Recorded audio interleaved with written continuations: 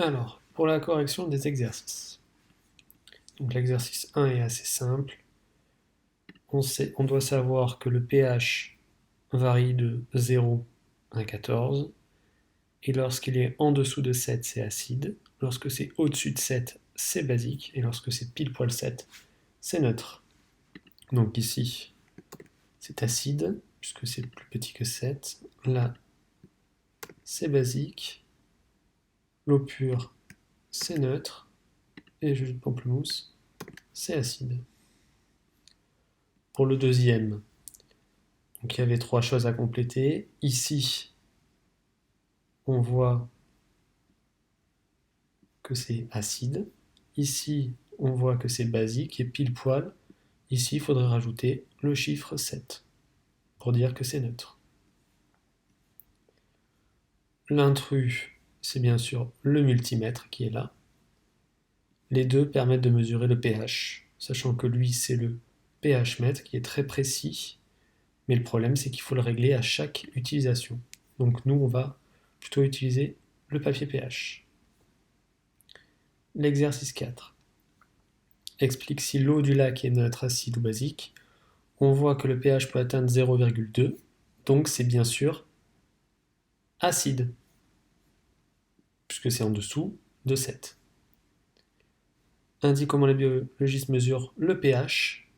Donc ils vont utiliser un appareil très précis, comme le pH mètre. Quelles précautions doivent-ils prendre? Alors vu que c'est très acide, ils doivent mettre des gants, lunettes de protection et un masque parce qu'il y a des vapeurs qui sont très nocives. Le 5. Donc on vous explique dans le texte que pour pouvoir, on va dire, réutiliser après pour les recycler, on va ce qu'on appelle neutraliser les solutions. Donc question 1, que deviennent les solutions acides ou basiques utilisées dans l'industrie? Alors, qu'est-ce qu'on va faire dans l'industrie? Pour les solutions acides, on va utiliser des solutions qui ont un pH bien plus important pour qu'elles redeviennent à un pH compris entre 5,5 et 8,5. Pour les solutions basiques, on va utiliser un acide assez puissant pour rabaisser le pH, pareil, entre 5,5 et 8,5. Quels produits peuvent être utilisés pour traiter l'acide chlorhydrique? Donc l'acide chlorhydrique, comme son nom l'indique, c'est bien acide. C'est un pH de 3. Du coup, pour ramener le pH de 3 à 5,5 ou 8,5, il faut utiliser quelque chose qui a un pH plus grand que 5,5 ou 8,5. Autrement dit, on a la chaux ou le carbonate de calcium. Deux possibilités. Sachant que les deux sont basiques. Et comme on le met au contact de l'acide chlorhydrique, ça fait une transformation acido-basique. Quel produit peut-on utiliser pour traiter la potasse? La potasse, de pH égale 9. Pour la rabaisser à un pH inférieur, on doit utiliser une solution acide. Et la seule qui est possible, c'est l'acide sulfurique ici. Pareil, les deux, acide plus base, égale transformation acido-basique. Laura a planté des camélias dans son jardin, et on voit qu'elle est déçue parce que ça n'a pas très bien poussé. Et on voit que ça se développe super bien dans un sol acide. L'hypothèse que l'on pourrait proposer. Alors, comme c'est une hypothèse, ça commence toujours par je suppose que, donc si on doit écrire une hypothèse, ça sera je suppose que Laura,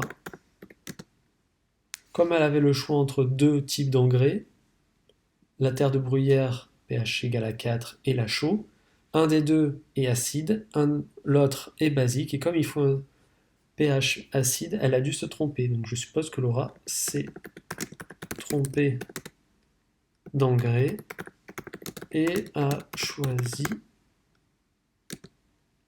on va dire, la chaux. Donc là, rien à voir, mais vous voyez la chaux a un pH de 8, et tout à l'heure, la chaux avait un pH de 11. Tout dépend de la concentration, en fait. D'accord? Il n'y a pas un pH très précis.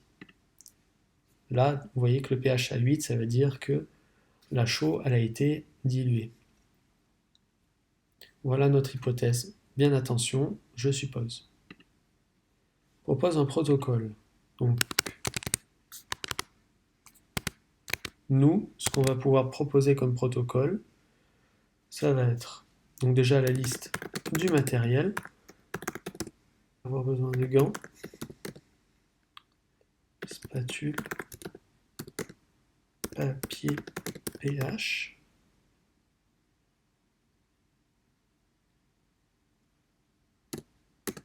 On a besoin d'un récipient, d'eau,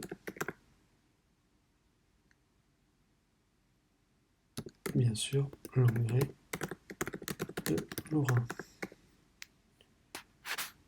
Première étape, mettre les gants. Deuxième étape, prendre de l'engrais à l'aide de la spatule, la mettre, et le mettre puisque c'est de l'engrais, dans un récipient. Ajouter de l'eau.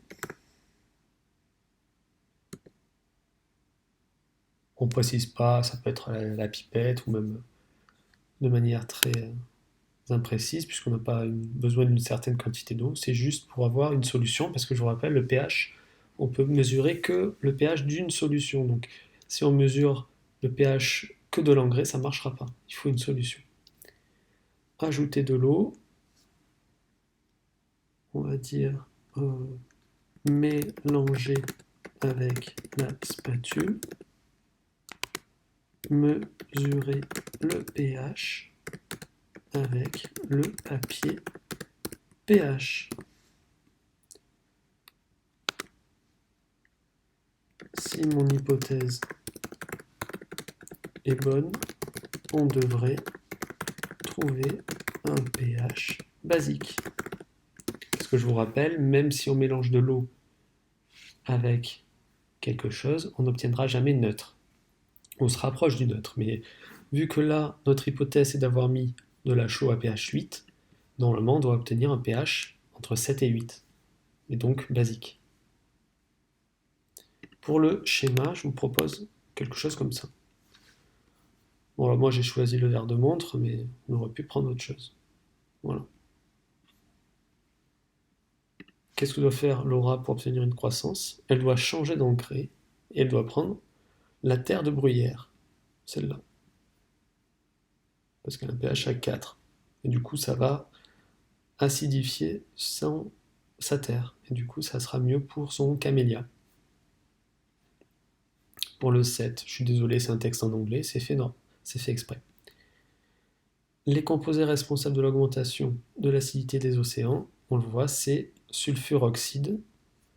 Autrement, en français, c'est l'oxyde de soufre. Et le carbone dioxyde, que vous connaissez bien, c'est le dioxyde de carbone. Les conséquences des pluies acides, donc on voit que ça force les poissons à aller dans d'autres lieux.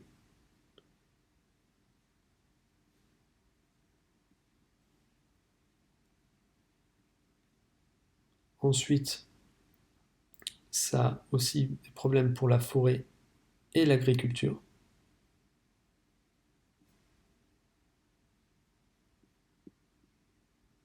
Et aussi, ça provoque des problèmes de pollution dans l'eau. Pablo. Pablo, il a utilisé de l'ammoniac pour nettoyer des taches. Chaque pictogramme. Donc celui-là, c'est que c'est dangereux pour l'environnement. Celui-là, c'est que c'est corrosif. On le voit souvent celui-là avec les acides ou aussi les solutions basiques. Et là, c'est que c'est nocif ou toxique, ça dépend. Alors, est-ce que c'est une solution acide ou basique? Il suffit de regarder là, et on voit que le pH est à 12. Si le pH est à 12, c'est-à-dire que c'est une solution qui est basique, puisqu'elle a un pH supérieur à 7. Donne le volume d'eau nécessaire à Pablo pour préparer 3 litres de détergent. Donc ça, c'est pas facile. On voit que pour faire 1 litre, il faut 60 millilitres d'ammoniac. Et du coup, la différence entre 1 litre et 60 millilitres, c'est donc, hop, nous on sait qu'il faut 60 millilitres d'ammoniac pour faire 3 litres, pour faire 1 litre, pardon. Du coup, nous, il nous faut 1000, puisque 1000 millilitres, c'est 1 litre, moins 60 millilitres, c'est égal 940 millilitres d'eau pour 1 litre de solution. Et comme nous, on veut 3 litres, il suffit de faire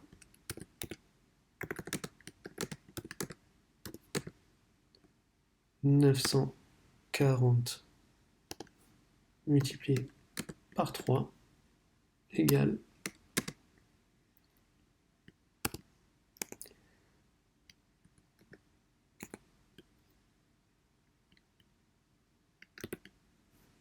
voilà, si mes calculs sont bons, millilitres. Si on le veut maintenant en litres, ça fait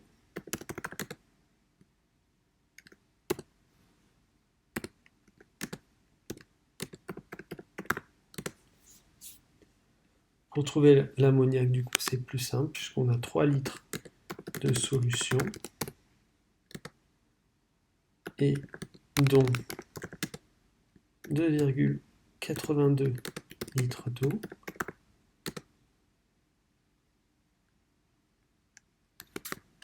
On a donc 3 moins 2,82 et ça fait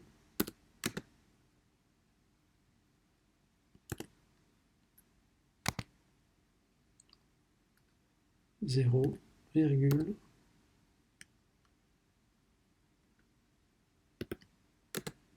litres d'ammoniac.